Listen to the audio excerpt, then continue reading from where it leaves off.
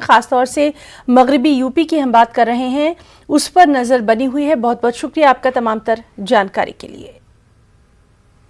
مدھیہ پردیش میں حکومت کی کوششوں کے باوجود بلیک فنگس کے مریضوں کی تعداد لگاتار بڑھتی جا رہی ہے۔ ریاست میں بلیک فنگس کے مریضوں کی تعداد 1000 کے ہندسے کو پار کر گئی ہے۔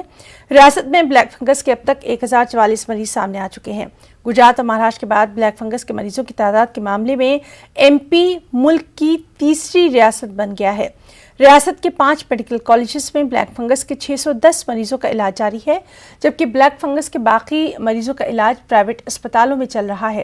ریاست میں بلیک فنگس سے اب تک 3 مریضوں کی موت کی خبر ہے۔ بلیک فنگس کے مریضوں کے لیے ضروری ایمفوٹریسن انجیکشن کی بھی ریاست بھر میں قلت ہے۔ حکومت نے مرکز سے ریاست کو 24,000 انجیکشن فراہم کرنے کی گزارش کی ہے۔